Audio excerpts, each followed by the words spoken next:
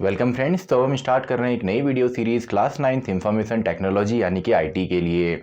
और इस video series में हम डिटेल में हर एक टॉपिक को यहाँ पे डिस्कस करेंगे और जितना भी हमारा थ्योरेटिकल पार्ट है, जो कॉन्सेप्चुअल पार्ट है, उसको हम यहाँ पे वाइट बोर्ड में समझेंगे और जितना भी प्रैक्टिकल पार्ट है उसको हम सिस्टम पे करके देखेंगे। और ये हमारी पहली वीडियो है इस वीडियो सीरीज़ की, तो हर वीडियो के साथ आपको यहाँ पे वीडियो नंबर भी मिलेगा और पूरी जो प्लेलिस्ट है उसका लिंक आपको डिस्क्रिप्शन बॉक्स में मिलेगा। और अगर बात करें नोट्स की, तो इस हर एक वीडियो के साथ आपको नोट्स भी मिलने वाले हैं जिसमें कुछ इंपॉर्टेंट क्वेश्चंस भी होंगे जिनकी प्रैक्टिस आप कर सकते हैं। तो हर वीडियो के डिस्क्रिप्शन बॉक्स में आप यहाँ पे नोट्स भी जो है उनको चेकआउट कर सकते हैं। तो स्टार्ट करते हैं। देखिए, हमारा जो सब्जेक्ट है वो है इंफॉर्मेशन टेक्नोलॉजी यानी कि आईटी और इसका कोड है 402। तो ओवरऑल जो आपका पेपर यहाँ पे बनता है वो आपका 100 मार्क्स का बनता है, जिसमें 50 मार्क्स आपका यहाँ पे थ्योरेटिकल पार्ट होता है एंड 50% जो आपका है या 50 मार्क्स का जो आपका है वो आपका प्रैक्टिकल पार्ट है। तो 50% तो प्रैक्टिकल होगा। तो हम बात करने वाले हैं इस सीरीज के अंदर जो 50% है या 50 मार्क्स का आपका यहाँ पे थ्योरेटिकल पार्ट बनता है। तो जो थ्योरेटिकल पार्ट है इसमें भी आपके दो पार्ट्स यहाँ पे है।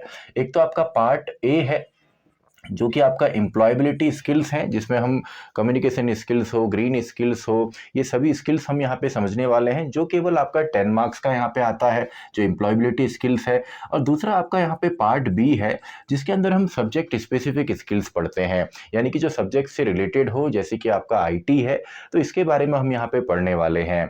तो स्टार्ट करते हैं। सबसे पहले हम यहाँ पे पढ़ेंगे हमारी जो यूनिट नंबर 1 है पार्ट बी यानी कि सब्जेक्ट स्पेसिफिक स्किल्स का, जो कि आपका है introduction to IT and ITES industry. तो यहाँ पे जो मेन जो कॉन्सेप्ट हैं इनको हम समझने वाले हैं, इन कॉन्सेप्ट्स को हम यहाँ पे देखने वाले हैं, समझेंगे इनको एंड देन इसके जो नोट्स हैं वो आपको डिस्क्रिप्शन बॉक्स में मिलेंगे और जहाँ पे आपका प्रैक्टिकल पार्ट है उसको हम यहाँ पे सिस्टम पे करके देखेंगे। तो स्टार्ट करते हैं। चैप्टर नंबर 1 हमारा है introduction to IT and ITES industry. और इस वीडियो में सबसे पहले हमने जो सीखना है वो है कि सबसे पहले तो आपका आईटी इंडस्ट्री होती क्या है एंड एक बार अगर आप ये जो कोर्स है या आईटी सब्जेक्ट है इसको आप पढ़ते हैं तो कौन कौन से जॉब रोल में आप इनरोल हो सकते हैं। तो इस वीडियो में 5 मेन टॉपिक्स हम लोग डिस्कस करेंगे, जिसमें सबसे पहला आता है कि आपका डेटा एंट्री ऑपरेटर होता कौन है। डेटा एंट्री ऑपरेटर आपके, या डेटा एनालिस्ट भी इनको हम कहते हैं, या डेटा एनालिस्ट जो आपका है, डेटा एनालिस्ट ये आपका होता कौन है, तो इसके बारे में हम देखने वाले हैं। सेकंड हम यहाँ पे देखेंगे कि स्किल्स कौन कौन सी रिक्वायर्ड हैं, स्किल्स रिक्वायर्ड कौन कौन सी हैं एक डेटा एंट्री ऑपरेटर बनने के लिए। थर्ड हम यहाँ पे देखेंगे कि आईटी एक्चुअल में है क्या। एंड फोर्थ हम यहाँ पे देखेंगे कि कंप्यूटर का जो वर्किंग है वो प्रोसेस क्या होती है, वर्किंग ऑफ कंप्यूटर, यानी कि कंप्यूटर काम कैसे करता है। और फाइनली हम यहाँ पे देखेंगे आईटी के एप्लीकेशंस कहाँ हैं, यानी कि applications of IT, applications of IT. तो यहाँ पे देखिए, सबसे पहले हमको डिस्कस करना है डेटा एंट्री ऑपरेटर या डेटा एनालिस्ट क्या होता है। तो डेटा एंट्री ऑपरेटर सिंपली एक पर्सन आपका है, कोई भी इंसान आपका है, जो कि आपका सिस्टम के अंदर टेक्नोलॉजी की मदद से डेटा को क्रिएट करेगा, डेटा को मैनेज करेगा, उसी डेटा को मेंटेन करेगा एंड फाइनली उसको स्टोर करेगा या उसको ट्रांसफर करेगा अलग अलग एप्लीकेशंस या यूजर्स को। तो सिंपल अगर इसकी हम डिफाइन करें, वैसे तो नोट्स में आपको डिटेल में इसकी जो डेफिनेशन है वो मिलेगी, लेकिन एक रफ फॉर्म में हम भी यहाँ पे समझते हैं। तो डेटा एंट्री ऑपरेटर या डेटा एनालिस्ट आपका होता कौन है, ये सिंपली एक पर्सन है, a person who is responsible for, जो कि रिस्पॉन्सिबल होगा, रिस्पॉन्सिबल फॉर, यानी कि डेटा एंट्री ऑपरेटर ही रिस्पॉन्सिबल होता है किन किन चीजों के लिए। सबसे पहले क्रिएट करना आपका डेटा को, तो क्रिएटिंग डेटा, तो पहला इसका पॉइंट है डेटा को क्रिएट करना। दूसरा, डेटा को आपका मैनेज करना, डेटा को मैनेज भी करेंगे। दूसरा, डेटा को मेंटेन करना, यानी कि अगर उसमें कोई अपडेशन करना है, कोई चीज डिलीट करनी है तो क्रिएट करेंगे, मैनेज करेंगे, मेंटेन करेंगे एंड सिंपली ट्रांसफरिंग डेटा, और डेटा को ट्रांसफर करेंगे जरूरत पड़ने पर, and transferring data for an effective record keeping, यानी कि रिकॉर्ड कीपिंग के लिए ही हम डेटा को यहाँ पे रखते हैं। और इसका काम क्या होगा अगर हम रिकॉर्ड कीपिंग करते हैं डेटा की, तो सिंपली जब हमारे पास डेटा होता है उसको हम एनालाइज करते हैं तो डिसीजन मेकिंग में हमको फायदा होता है, यानी कि कोई भी डिसीजन जो है वो हम मोर एक्यूरेटली यहाँ पे ले सकते हैं। तो मेन फायदा है आपका डिसीजन मेकिंग के लिए। तो आई होप आपको समझ में यहाँ पे आया होगा डेटा एंट्री ऑपरेटर कौन है। कोई भी इंसान जो कि कंप्यूटर या टेक्नोलॉजी की मदद से डेटा को क्रिएट करेगा, मैनेज करेगा, मेंटेन करेगा एंड ट्रांसफर करेगा अलग अलग जो हमारे डेटाबेसेस हैं या कंप्यूटर्स हैं या सर्वर्स हैं, ताकि एक इफेक्टिव तरीके से रिकॉर्ड कीपिंग हो सके। तो पहला तो हमारा जो टॉपिक है ये यहाँ पे होता है। नेक्स्ट है स्किल्स रिक्वायर्ड। अब देखिए स्किल्स कौन कौन सी यहाँ पे चाहिए अगर आपको डेटा एंट्री ऑपरेटर बनना है।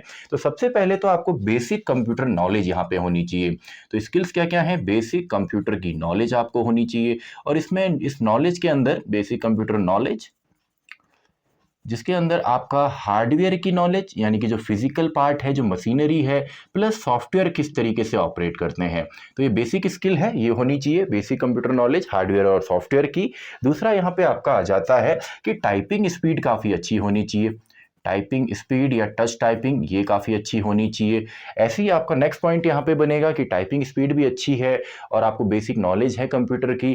थर्ड, आपको ऑर्गेनाइज करना आना चाहिए, यानी कि अलग अलग टाइप का जो डेटा है उसको कलेक्ट करके एक फाइल में स्टोर करना, उस फाइल को अगर रीनेम करना हो, किसी स्पेसिफिक लोकेशन में स्टोर करना हो, तो इसको हम बोल देते हैं ऑर्गेनाइजिंग स्किल। ऑर्गेनाइजिंग स्किल्स यहाँ पे होनी चाहिए। इसके अलावा और भी यहाँ पे स्किल्स हैं, जैसे ऑर्गेनाइज उसको करना आना चाहिए। देन अगर किसी के साथ हमको कम्युनिकेट करना पड़ा उस डेटा के बारे में, तो कम्युनिकेशन की जो स्किल्स हैं वो भी होनी चाहिए। तो इसके अलावा और भी स्किल्स हो सकती हैं, जैसे कम्युनिकेशन स्किल्स एक है, कम्युनिकेशन स्किल्स यहाँ पे होनी चाहिए।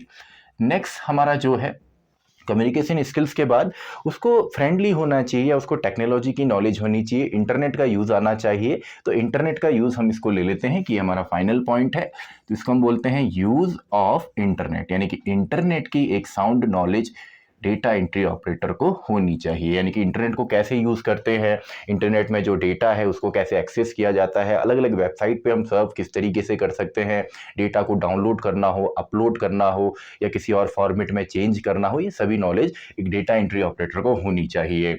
तो सिंपल सा है, जो सेकंड क्वेश्चन है इसका भी हमको यहाँ पे आंसर मिला कि स्किल्स कौन कौन सी रिक्वायर्ड है। देन आपका आ जाता है आईटी। तो आईटी क्या है? आईटी को हम बोल सकते हैं ये एक प्रोसेस है डेटा को स्टोर करने की, मैनेज करने की आपका, और उसको अगर हम मैनिपुलेट करना चाहें, चेंजेस करना चाहें, एंड फाइनली डेटा को स्टोर करना एंड ट्रांसफर करना किसी भी मीडियम के थ्रू, जो कि आपका कोई टेक्निकल मीडियम हो, यानी कि आपका इंटरनेट हो सकता है, कोई स्टोरेज डिवाइसेस हो सकती हैं। तो इनकी मदद से अगर हम किसी भी प्रॉब्लम को सॉल्व करते हैं तो उसी को हम बोलते हैं आईटी। तो सिंपल है, तो आईटी को हम बोल सकते हैं आईटी या simply information technology is a process of definition. देखिए अगर आपको कॉन्सेप्ट समझ में आ रहा है तो डेफिनेशन आप अपने हिसाब से भी यहाँ पे क्रिएट कर सकते हैं। It is a process of creating, data को क्रिएट करना, कॉमा मैनेजिंग हो गया, कॉमा स्टोर आप करेंगे तो स्टोरिंग हम यहाँ पे लिख सकते हैं, एंड ट्रांसफरिंग डेटा यूजिंग, इसको हम बोल देते हैं मॉडर्न टेक्नोलॉजी। चलिए मॉडर्न टेक्नोलॉजी। वैसे अगर आप चाहें तो साथ साथ भी यहाँ पे नोट्स बना सकते हैं। वैसे इस वीडियो के जो भी नोट्स हैं आपको डिस्क्रिप्शन बॉक्स में मिलेंगे, तो वहाँ पे आप पढ़ सकते हैं। कुछ बेसिक आपको क्वेश्चंस भी मिलेंगे जिससे कि आप प्रैक्टिस कर सकते हैं एग्जाम्स की।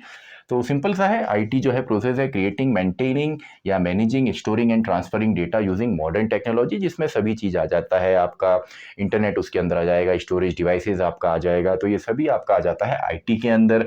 देन आपका वर्किंग ऑफ कंप्यूटर। देखिए प्रीवियस क्लासेस में भी आपने पढ़ा होगा कि जो कंप्यूटर है एक बेसिक रूल पे काम करता है, जिस रूल को हम बोल देते हैं ये है आपका आईपीओ, यानी कि इनपुट दिया, प्रोसेस दिया एंड आउटपुट हुआ। तो सिंपल सा है, देखिए इसको हम मान लेते हैं कि एक ब्लैक बॉक्स की तरह है और इसको हम इनपुट देते हैं। यूज़र कोई भी डेटा इंटर करेगा, कुछ फैक्ट्स एंड फिगर यहाँ पे इंटर करेगा, और किसी भी फॉर्म में डेटा यहाँ पे यूज़र जो है दे सकता है। वो ऑडियो के फॉर्म में है, जैसे हम माइक्रोफोन से देते हैं, आप कोई टेक्स्ट दे सकते हैं, आप कोई टाइपिंग के थ्रू दे सकते हैं, पॉइंटिंग डिवाइसेज, यानी कि जितनी भी इनपुट डिवाइसेज हैं उसके थ्रू हम कंप्यूटर को इंफॉर्मेशन देते हैं, और कंप्यूटर को हम प्रोसेसर भी कहते हैं। तो ये ब्लैक बॉक्स, ये हमारा मैजिक बॉक्स जो कंप्यूटर है ये प्रोसेस करेगा, एंड फाइनली हमको यहाँ पे रिजल्ट्स या आउटपुट मिलते हैं। रिजल्ट्स या आउटपुट हमको यहाँ पे मिलने वाले हैं। तो कंप्यूटर जो काम करता है, ये काम करता है आईपीओ साइकिल पे, जिसका फुल फॉर्म है इनपुट प्रोसेस एंड आउटपुट। यानी कि इनपुट देंगे, कंप्यूटर उसमें लॉजिक लगाएगा, आपकी प्रोसेसेस करेगा एंड फाइनली हमको यहाँ पे रिजल्ट दे देगा। तो जो थर्ड यहाँ पे टॉपिक है ये भी हमारा होता है। And finally applications of IT. देखिए एप्लीकेशंस ऑफ आईटी तो काफ़ी ज़्यादा है, किसी भी फील्ड में अगर आप जाते हैं तो आईटी का यहाँ पे यूज़ होता है। कुछ पॉइंट्स हम यहाँ पे लिख देते हैं, जैसे बेसिक जो है, सबसे जो मेजर यहाँ पे एप्लीकेशन है यानी कि जहाँ पे अप्लाई करेंगे हम आईटी को, वो है आपका कम्युनिकेशन के लिए। कम्युनिकेशन के लिए जैसे आप सेल फोन, स्मार्टफोन यूज़ करते हैं, मेल्स यूज़ करते हैं, वीडियो कॉलिंग आप करते हैं, तो मेजर जो काम है आईटी का वो है कम्युनिकेशन के लिए। दूसरा इसका हम यूज़ करते हैं अलग अलग फील्ड्स में, जैसे आपका बैंकिंग है, इनको हम आगे डिटेल में पढ़ेंगे, आपका ई एजुकेशन है, या आपका ई शॉपिंग हो गया, ई रिजर्वेशन हो गया, आप रिजर्वेशन कर सकते हैं, आप ऑनलाइन टिकट बुक कर सकते हैं, आप चाहें तो यहाँ पे अलग अलग रिपोर्ट्स देख सकते हैं, जैसे वेदर रिपोर्ट है। इसके अलावा आपका बैंकिंग, आप जो बैंक में आप जाते हैं तो आप ऑनलाइन सारा काम कर सकते हैं, तो ये इसकी एप्लीकेशन है। डेटा एनालिसिस में इसका यूज़ होता है, पेरोल सिस्टम जो सैलरी सिस्टम है उसमें इसका यूज़ होगा, गेमिंग के लिए आप इसका यूज़ करते हैं, अपने इंटरेस्ट के हिसाब से आप गेमिंग यहाँ पे कर सकते हैं।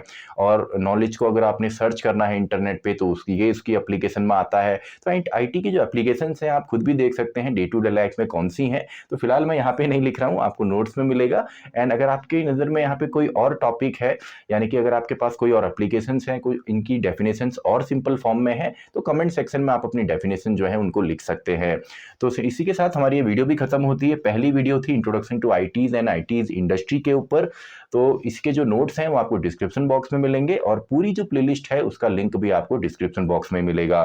तो इसी के साथ हमारी ये वीडियो भी खत्म होती है, वीडियो नंबर 1। तो मैं मिलता हूं आपसे अगली वीडियो में, वीडियो नंबर 2।